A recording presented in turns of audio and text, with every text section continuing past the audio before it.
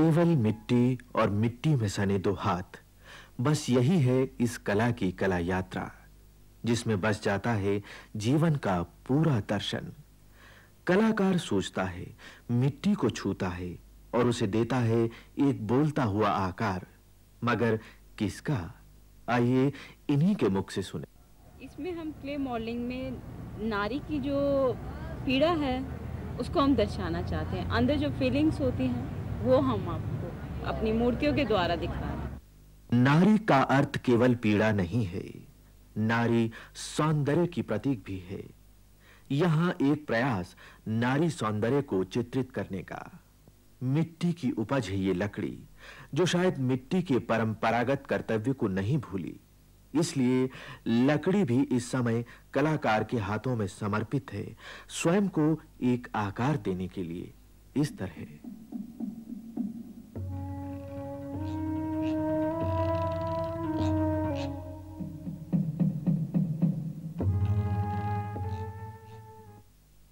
युवा महोत्सव में प्रदर्शित ये कलाकृतियां प्लास्टर ऑफ पेरिस और पत्थरों से बनी हैं।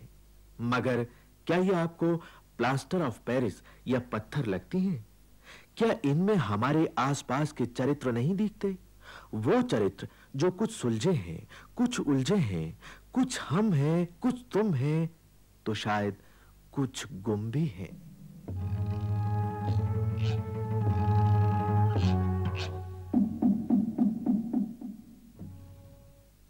युवा महोत्सव में दिखाई दे रहे ये हाथ उस कलाकार के हैं जो स्वयं तो बैसाखियों के सहारे चलता है, मगर अपनी कलाकृतियों को वो कहीं से भी कमजोर नहीं रहने देना चाहता। मोम से बनी ये कलाकृतियां उसका संपूर्ण स्वप्न है। रास्ते अलग अलग हैं, ठिकाना तो एक है। कलाकार अलग अलग हैं, माध्यम अलग अलग हैं, मगर प्रयास यही कि जिंदगी के अनछुए हिस्सों को अपनी अपनी कलाकृतियों में हम प्रकट कर दें। ये कला है तेल माध्यम से चित्र बनाने की। यहां कलाकार ने तूलिका के स्थान पर एक कपड़े का प्रयोग किया है। प्रयास जारी है। यहां कलाकार रंगों में ब्रश की सहायता से अपना अलग रास्ता खोज रहा है, अपनी मौलिक टेक्निक से। टेक्निक जो इस्तेमाल होती है वो होता है कि आप जिस भी टेक्निक में काम कर रहे हैं उसमें जो आप दिखलाना चाह रहे हैं वो निकल रहा है या मतलब नहीं हो रहा। तो मुझे इस ढंग से काम करने में अपने आप को मुझे लगता था कि जो मैं दिखलाना चाह रहा हूँ वो आ रहा है। उसको इस वजह से यही एक वजह है। ज़्यादा सही लगा। हाँ, माध्यम तो केवल तभी मुखर होता है जब प्रेरणा होती है। इनकी प्रेरणा है स्टील ऑब्जेक्ट्स, जिन्हें आकार दिया जा रहा है रंगों के माध्यम से। मेरे ख्याल में ये जो मॉडर्न आर्ट का नमूना लग रहा है, क्या आप थोड़ा संक्षेप में समझाएंगे कि आप क्या बनाने की कोशिश कर रही हैं? ये मैं कंपोजिशन बना रही हूँ और इसमें स्टील ऑब्जेक्ट की हमने ज्योमेट्रिकल फॉर्म लेकर उसे कंपोज किया है। तो इसमें मुझे कुछ ये धब्बे से नज़र आ रहे हैं, धब्बों वाली तकनीक। तो आपने यही तकनीक क्यों प्रयोग की है? नहीं, वैसे तो अपने ऊपर होता है कि हम किस तरह से मतलब जो हम दिखाना चाहते हैं वो मतलब दर्शक को दिखाना चाहते हैं कि हम किस तरह से उसे कंपोज कर रहे हैं। तो हमने स्पेशली मतलब इसी उसमें कर रहे हैं और हमें इसी उसमें करना ज़्यादा ठीक लगा।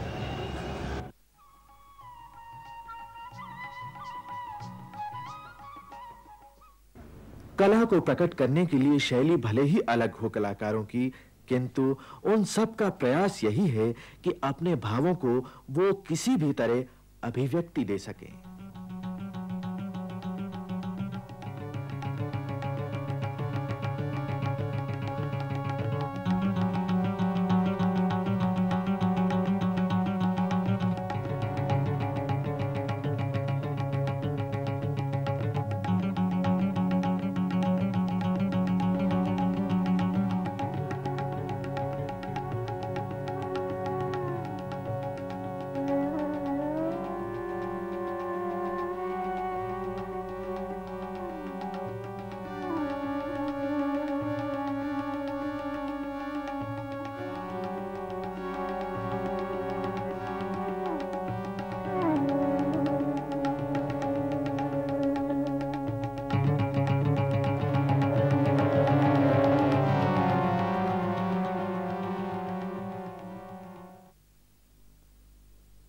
अभिव्यक्ति की शैली को मार्बल पेंटिंग कहते हैं।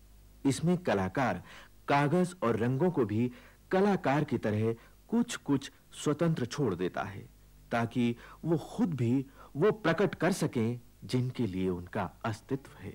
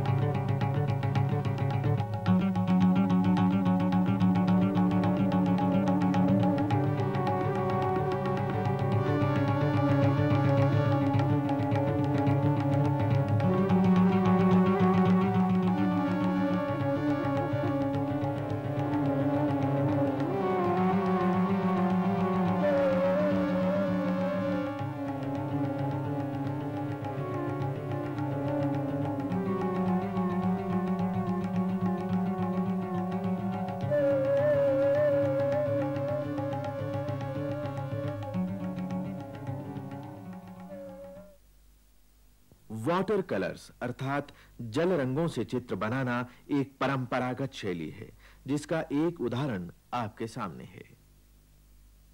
व्यंग चित्रों की अभिव्यक्ति बहुत सशक्त होती है, इसलिए व्यंग चित्रों का भी कला की अभिव्यक्ति में विशेष स्थान है।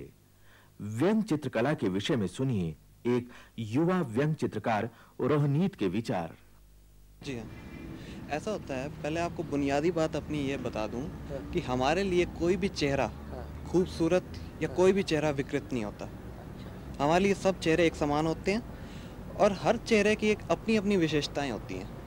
ठीक, पहले तो हम कैरिकेचर बनाने से पहले ज़रूरी ये है कि आदमी का पोर्ट्रेट सीखना, रेखा चित्र जैसे आप हैं उनको बिल्कुल वैसे के वैसे बना दिए। कैरिकेचर में क्या होता है, आप चेहरे की उन्हीं रेखाओं को बिगाड़ कर पेश करते हैं, लेकिन आपके चेहरे की जो ख़ास बातें हैं, जैसे अगर नाक होती है कईयों की तीखी होती है, किसी की गोल होती है, ठोड़ी किसी के अंदर को घुसी होती है, आंखें बड़ी होती हैं, टेढ़ी होती हैं, कान ये क्या, इन सब की अपनी जो बुनियादी पहचान है वह वहीं रहे, ताकि आप ये ना कहें कि चेहरे की रेखाएं ख़राब होगी तो साहब हमें चेहरा ही नहीं पहचान में आ रहा। अपनी चेहरे की जो पहचान है वो कायम रहती है। तो इस तरह फिर वो कैरिकेचर आ जाता है। महारथी भीष्म पितामह, उनका कैरिकेचर बनाते समय आप जैसे देख रहे हैं, उनकी पलकें काफ़ी भारी भारी हैं। जो उस चरित्र को निभा रहे हैं जो आर्टिस्ट, उनकी आंखें जब झुकते हैं ना तो बहुत हल्की सी आंखों की झलक हम पाते हैं। तो उसको एक कार्टूनिस्ट कैसे पेश करते हैं, उसकी आंखों को बिल्कुल ही गायब करके, लेकिन वो कैरेक्टर आप देखें फिर भी उभर रहा है, उनकी आंखों की निराशा अब भी सामने आ रही है। ये जो आपने बनाया जी, अपने प्रधानमंत्री जी जी जी जी जी, उसमें क्या आपको स्पेशल? हाँ, उसमें ऐसा है, एक तो उनके होंठ ये ना बहुत ही एक शालीन व्यक्ति के जैसे होते हैं। उनको बिल्कुल उसी तरह से अपने रेखाओं में मैंने ढालने की कोशिश की है। दूसरा ये मैंने तब बनाया था जब लोकसभा चुनावों में उन्हें विजय मिली थी, तो उसका विजय प्रतीक मैंने वी फॉर विक्ट्री बनाते हैं ना, इस तरह हाथ से उनको उनके मुकुट के ऊपर रख दिया है। अब ये भारत की क्रिकेट टीम के नए कप्तान बनाया अजहरुद्दीन, एक अच्छे बल्लेबाज हैं ये, इसमें कोई कहने की ज़रूरत नहीं है। लेकिन ये एक कैरिकेचरिस्ट के लिए जो देखने वाली बात ये होती है, उनका जो जबड़ा है चेहरे का वो काफ़ी चौड़ा है, उसको मैं एक बैट के रूप में शक्ल दे दी है मैंने उसको। एक अच्छे बल्लेबाज हैं तो बैट में से ही उनका चेहरा बाहर को निकाल देना, तो मैं सोचता हूँ उनके पूरे कैरेक्टर को अच्छी तरह उजागर करता है। देखिए कार्टून कैसे बनता है।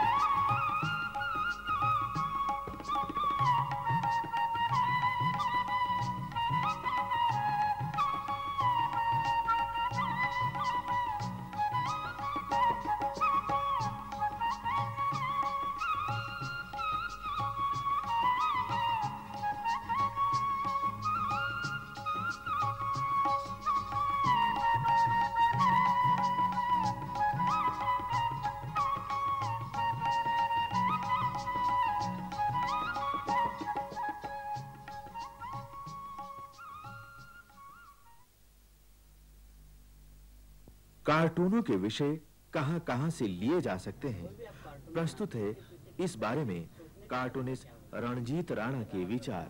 देखिए, जैसे आपने देखा होगा कि गांव के बच्चों में पतंगबाजी का शौक काफ़ी होता है और वो लोग चाहते हैं कि पतंग उड़ाते रहें, माँ बाप मना भी करते हैं तब भी वो उड़ाने की जिद करते हैं। बाय द वे, जैसे बारिश हो गई है, आइडिया सोचता है कार्टूनिस्ट कि अगर बारिश हो जाए तो बच्चे पतंगबाजी कैसे करेंगे, तब भी शरारती बच्चों के मन में कैसे कैसे विचार आ जाते हैं, उसको मैं अपने कार्टून्स के जरिए आपको दिखाना चाहता हूँ। आप देखिए।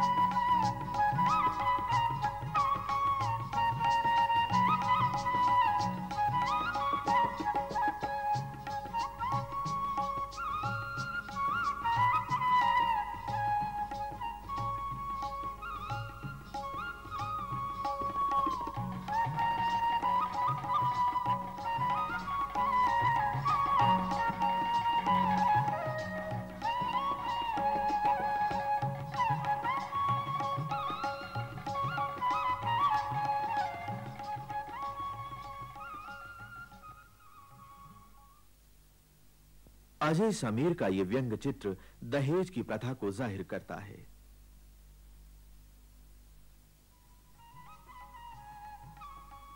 बेचारा पोस्टमैन 9 वर्ष की शुभकामनाएं बांटता इस हालत में आ पहुंचा। होली के हुड़दंग की एक झलक। होली में तो सब चलता है भाई, होली का यह दृश्य आपके शहर में भी हो सकता है।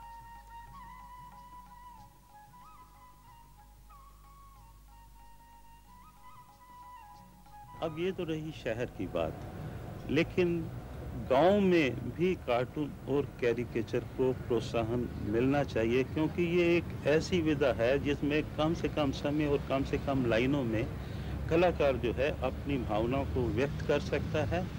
सामाजिक जो है, जो उसमें त्रुटियां हैं उन्हें व्यक्त कर सकता है, राजनीतिक त्रुटियां हैं उन्हें व्यक्त कर सकता है। फिर जो हमारे लघु पत्रिकाएं हैं या जो प्रोविंशियल पेपर हैं उनको कार्टूनिस्ट नहीं मिल पाते, और कार्टूनिस्ट ना मिलने के कारण उनके फ्रंट के पन्ने जो हैं वो खाली रह जाते हैं।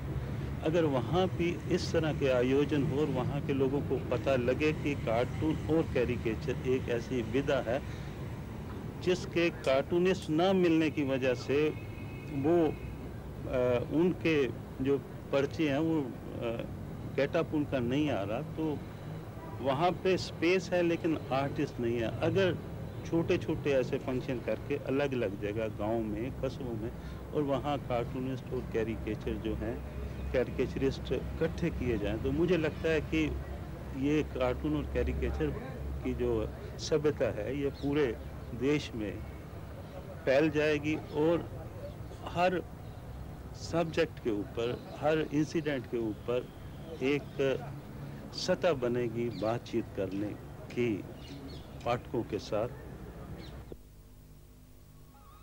माध्यम एक, शैलियां अनेक।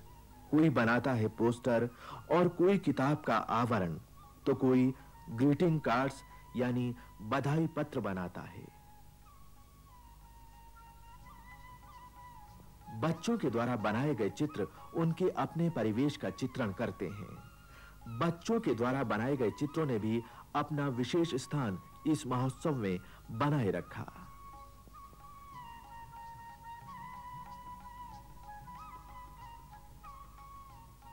फोटोग्राफी तो जिंदा दृश्यों को कागज पर उतारकर उन्हें जिंदा रख सकती है, इसीलिए इन छायाचित्रों का भी अपना आकर्षण रहा।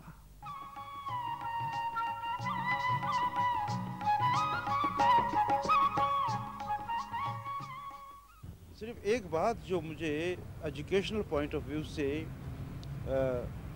बहुत ही इम्पोर्टेंट लग रही है, वो ये है कि ये जो बच्चे यहाँ पर ऑन द स्पॉट पेंटिंग्स करते हैं,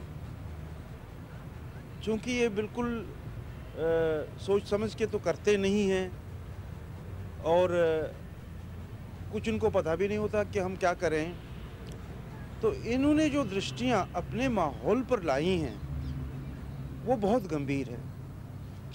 और मैंने पहले भी साहित्य कला परिषद से अनुरोध किया था कि इससे एक अच्छी खासी डॉक्यूमेंटेशन बन सकती है अपने माहौल के बारे में बच्चों के दृष्टिकोण से। ये एक प्रोजेक्ट अगर एनसीईआरटी उठाए तो हम समझते हैं कि इससे हमें बहुत कुछ प्राप्त होगा। अपने बच्चे क्या सोच रहे हैं अपने बारे में, युवा तो फिर भी आगे बढ़ चुके होते हैं तो उनका पॉइंट ऑफ व्यू डिटरमिन हो चुका होता है, बच्चों का नहीं हुआ होता है। और बच्चों की आकृतियाँ मुझे बार बार यहाँ आकर्षित करके ला रही हैं और मैं करीब करीब रोज़ ही आता हूँ फिर देखने कि क्या क्या वो कह रहे हैं। हर आदमी के अंदर एक टैलेंट होता है, लेकिन सिर्फ उसको उजागर करने की ज़रूरत होती है, उसको एक पुश करने की ज़रूरत होती है ताकि वो टैलेंट सबके सामने आए। उसको एक अपॉर्चुनिटी देनी होती है, उसको एक मंच देना होता है और वो काम तो इस तरह से हम युवा महोत्सव के अंदर जो करते हैं, पेंटिंग का, स्कल्पचर का competition, painting on the spot painting competition, painting का, कार्टून का, पोस्टर का, और इसी तरह से ऊपर शाम डांस, ड्रामा, म्यूज़िक में भी सब में यंगस्टर को हम चांस देते हैं अपनी प्रतिभा उजागर करने का। ऐसे आयोजन यदि गांवों के स्तरों पर भी आयोजित किए जा सकें तो गांवों में छुपे सैकड़ों कलाकार गांवों के विशाल अनुभव भंडार को अपनी अपनी कलाकृतियों के द्वारा देश भर में फैला सकते हैं और कला क्षेत्र में कई नए कीर्तिमान स्थापित कर सकते हैं। ऐसा प्रयास आप अपने अपने स्तरों पर भी जरूर कीजिए।